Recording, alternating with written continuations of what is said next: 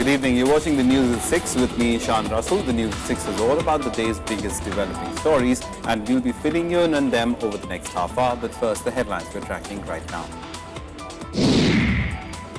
The Constitution Amendment Bill for the Goods and Services Tax (GST) tabled in the lower house amid loud protests and walkout by opposition parties. Finance Minister insists it's a win-win for all sides. Rajya Sabha passes Transgender Bill, giving the community a slew of social rights as the first private member bill to be passed in 46 years. Delhi Chief Minister Arvind Kejriwal apologizes for continuing his rally after farmer Gajendra Singh's death on Wednesday. BJP says it's little more than an admission of being guilty. And devastation rages in Yemen again as Saudi Arabia resumes airstrikes on Houthi positions. Stalemate persists on moves for talks, with Houthis saying they'll lay down arms only when attacks stop.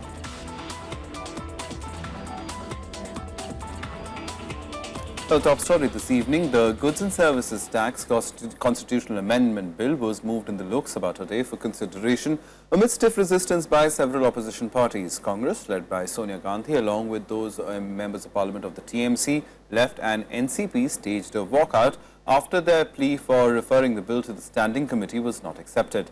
However, Finance Minister Arun Jaitley assured that the GST bill is a win-win measure and the states have nothing to fear. Finance Minister Arun Jaitley tabled the GST Constitutional Amendment Bill in the Lok Sabha on Friday, which is normally kept aside for private members' bills. After hour-long wrangling over procedures between the ruling and opposition benches, the bill was taken up when Speaker Sumitra Mahajan ruled that it is an important legislation on which the Finance Minister can make introductory comments and a discussion can be taken up at a later date. बहुत से changes हैं। जब बहुत से changes होते हैं तो naturally इसको डीप डिस्कशन, अगर आप 15 दिन का टाइम दीजिए, 1 महीने का टाइम दीजिए, उसमें टाइम बॉन्ड करके इसको आप खत्म. Seeking to assuage fears of states that they will lose out on revenue once GST is implemented, Jaitley said the centre and states will have concurrent power to levy tax on goods and services. And in the matter of revenue and taxation, probably this is the most important amendment that has been ever taken up in the Constitution itself. But the bill faced stiff opposition from several parties. The Congress-led opposition wants the bill to be sent to a parliamentary committee for scrutiny of changes before the House debates and votes on it. Congress led a walkout of opposition parties when the bill was tabled. Despite offering support to the bill, Trinamool Congress also walked out along with other parties. The whole bill today, after presenting December, and today not referring to the Standing Committee, is not going to deliver the goods. It's not in the interest of, if they are really sincere in presenting the bill and getting it passed and also operating it or implementing it, I think there should not be any objection to refer it to the Standing Committee. There was no discussion in the Business Advisory Committee. Same time, this is a new bill.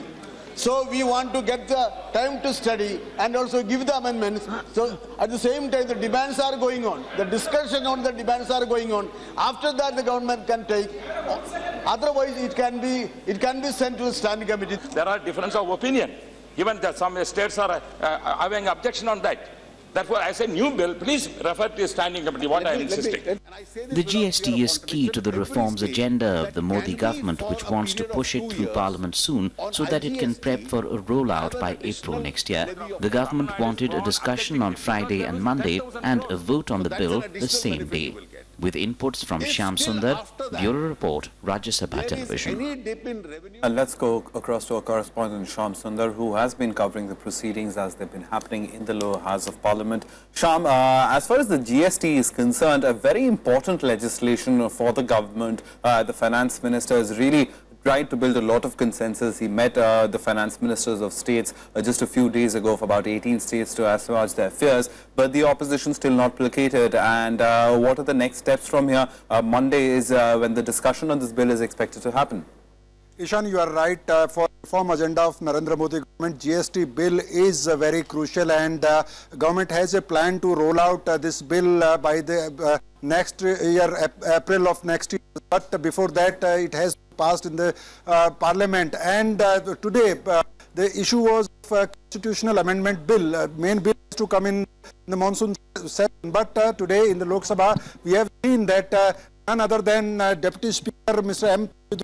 He led the charge from opposition benches, and he asked, he raised the question of propriety, and he advised Speaker that demand for grants discussion is going on. Today, 6 ministries were listed, and many other ministries are in waiting. So every member has a right to discuss demands for grant for different ministries, and this session, budget session, and that is the priority. And after that, the question of propriety was raised by Congress party and Trinamool Congress. According to Rule 220 and 221, no bill can be introduced when demand for grants is going on. And though from Treasury benches it was suggested to the Speaker that Speaker has the right to suspend any rule. But again, opposition benches were very aggressive, and they told that Rule 222 and 220 and 221 cannot be ignored, and no bill can be introduced. But after that, Speaker ruled that Arun Jaitley can make an opening statement in the bill, but Speaker also refused to have a full-fledged discussion, and Finance Minister suggested that on Monday government can have a discussion and opposition can raise their point of view. Then also Speaker said that on Monday it would not be possible. So and to keep in mind that government needs 2/3 majority because it's constitutional amendment bill. So 2/3 majority is required, and BJP has to not only issue a whip, but they have to convince their allies also. And M. Thambidurai and BJD's Mahtab made it very clear that there are still issues of differences, and this is virtually is new. So this should send to the standing committee, and when it's again come up for the discussion, the opposition will be very aggressive on the issue. All right, so the opposition will certainly be aggressive. We apologize to viewer for that audio glitch in Shyam Sundar's audio over there, but we'll fix that for you as well. But thanks very much, Shyam, for coming in for now and helping us understand the acrimony that we saw in Parliament today over the GST bill. Now, moving on to the Rajya Sabha, where in the a significant shot in the arm for the transgender community, the upper house today passed the Rights of Transgender Persons Bill. The bill, moved by DMK member Tiruchi Siva last month, is the first private member's bill to be passed in 46 years. Members from across the political spectrum joined hands to demand that the government take steps to bring down the transgender community, facing social stigma and ostracism into the mainstream. The bill will now go to Lok Sabha, where it will be debated and put to vote. The Rights of Transgender Persons Bill 2014 seeks to reverse several basic rights enjoyed by the general public but denied to the community.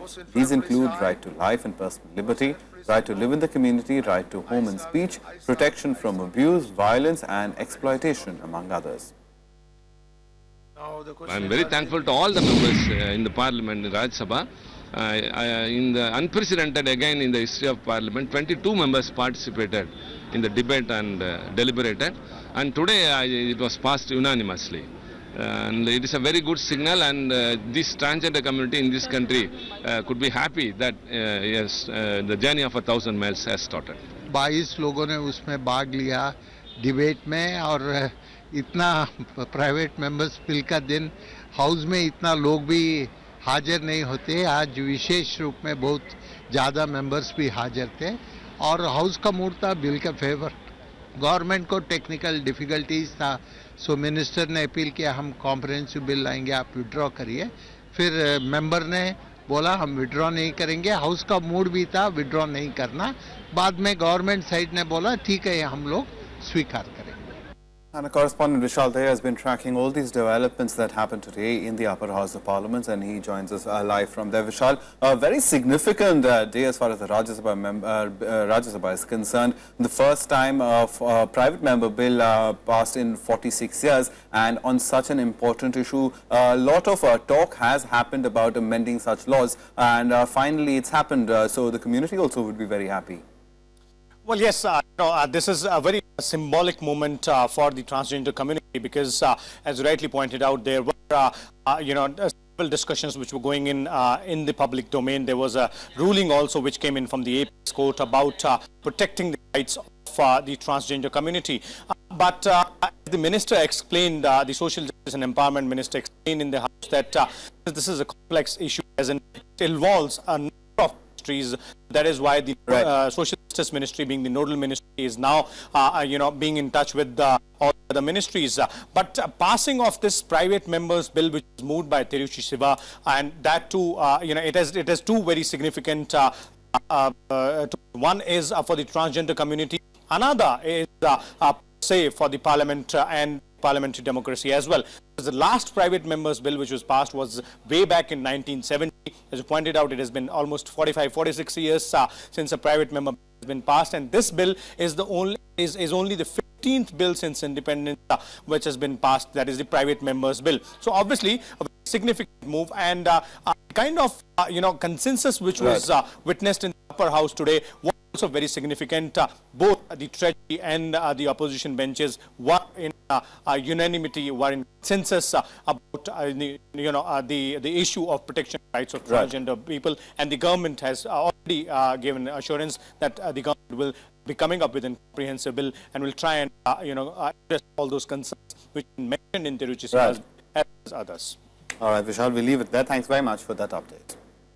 We're moving on now. Delhi Chief Minister Arvind Kejriwal today extended an apology for going ahead with his rally even after farmer Gajendra Singh was rushed to hospital after an alleged suicide attempt on Wednesday. However, he denounced what he called a drama over the incident and called for action to help farmers rather than politics. The BJP termed the apology little more than an admission of guilt. मुझे लगता है हाँ ये मेरी गलती थी, शायद मुझे नहीं बोलना चाहिए था उस टाइम, लेकिन उस टाइम ये बात नहीं सूझी, उसकी वजह से किसी की भी संवेदना को अगर ठेस पहुंची, मैं उसके लिए माफी मांगता हूं.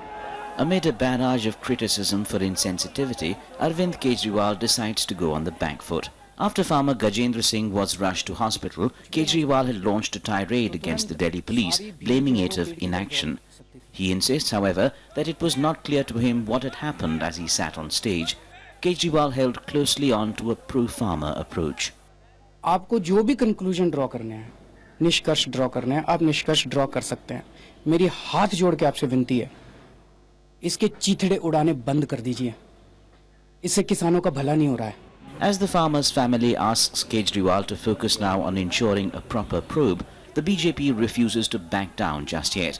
Party leaders say the apology only brings out an eagerness to hold on to the pro-farmer label and in fact exposes guilt. जिस तरह का उनका व्यवहार है या उनकी पार्टी के लोगों का व्यवहार है, वो व्यवहार जो है वो आपराधिक अराजकता की तरफ जा रहा है. वो राजनीति बदलने के लिए निकले, राजनीति को जो है नई दिशा देने की बात कर रहे थे.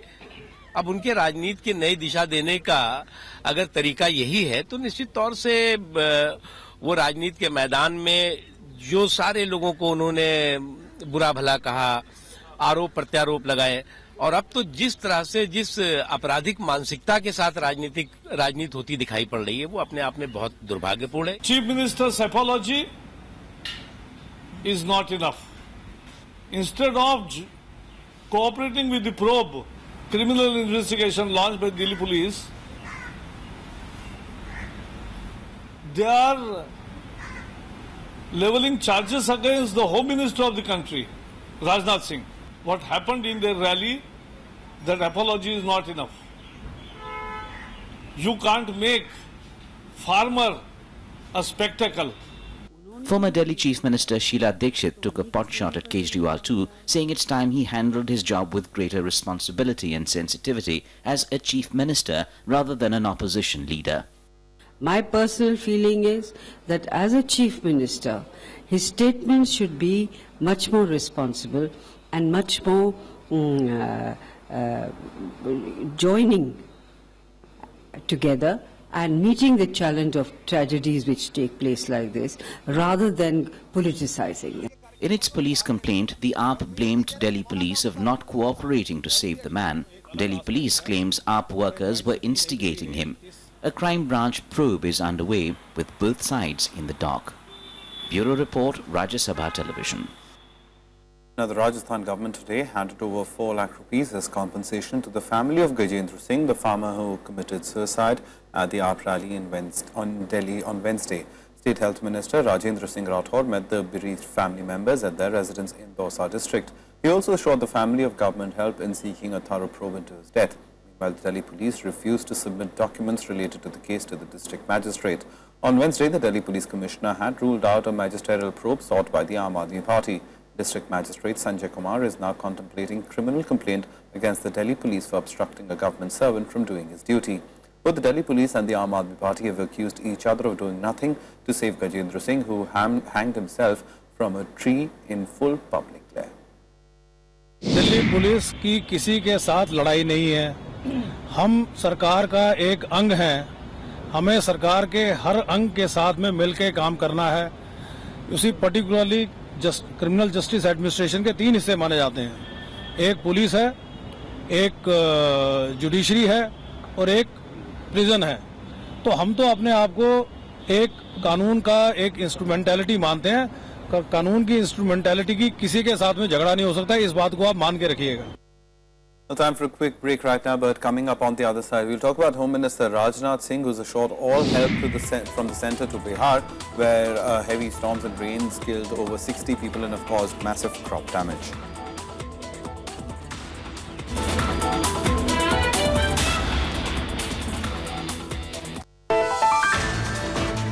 Spotlight on donor and funding agencies. The Ford Foundation under scrutiny. Are Indian agencies being unreasonable? Watch the big picture at 6:30 p.m. and 9:30 p.m. on Rajya Sabha Television.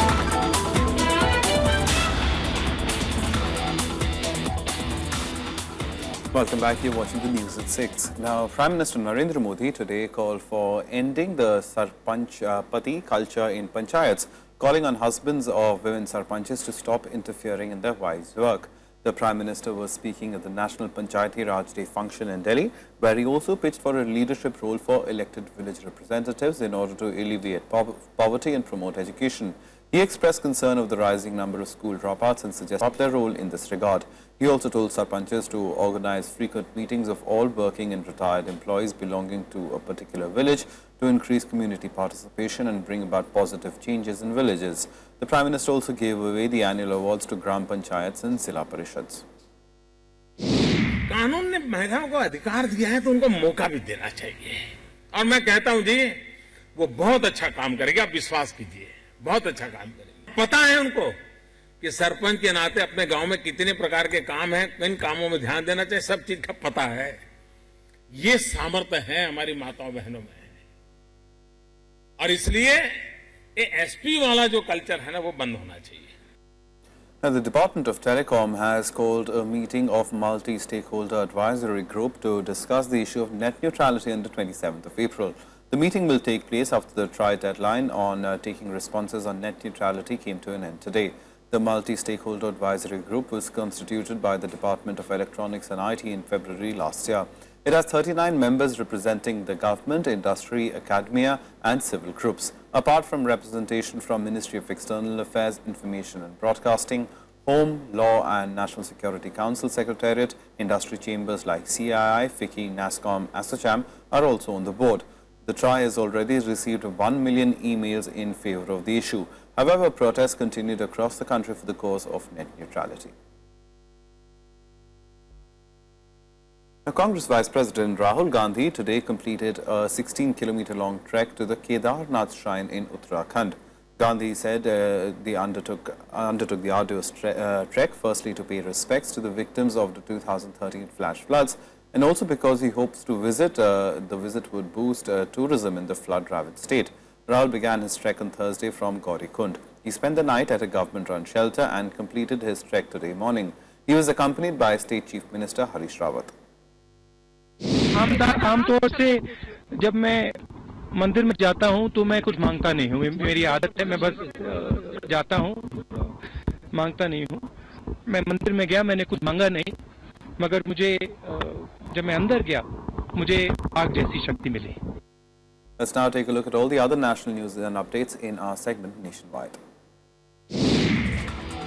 Home Minister Rajnath Singh today conducted an aerial survey of the areas affected due to the deadly nor'wester storm in Bihar. He was accompanied by Union Ministers Radha Mohan Singh and Ravi Shankar Prasad and State Chief Minister Nitish Kumar.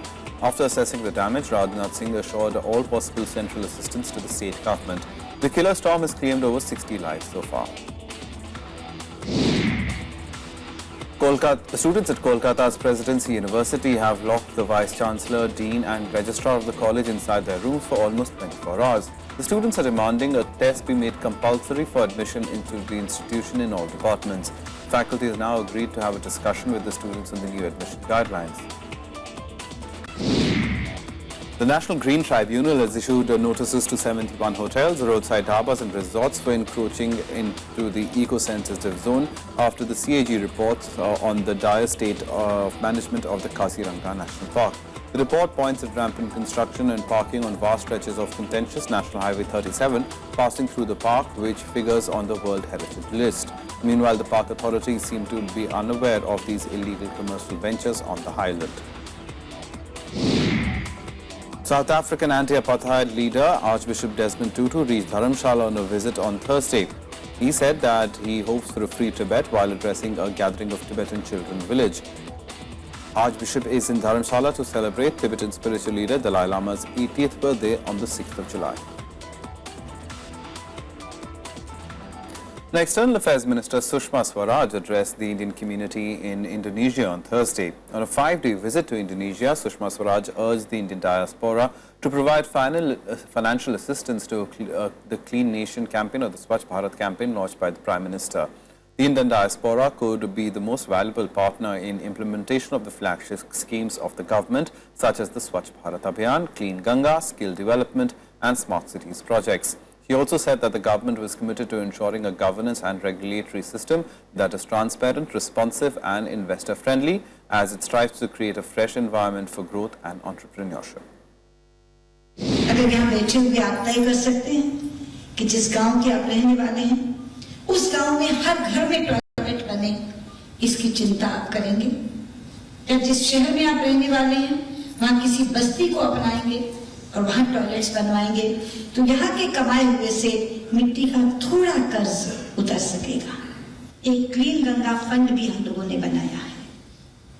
अगर यहाँ बैठे हुए आप गंगा मैया को प्रणाम करके कुछ पुण्य कमाना चाहते हैं, तो उस क्लीन गंगा फंड के लिए भी आप बैठ करके सोच सकते हैं। Now, violence and airstrikes continue in Yemen despite Saudi Arabia's announcement on Tuesday that it was ending its initial air campaign.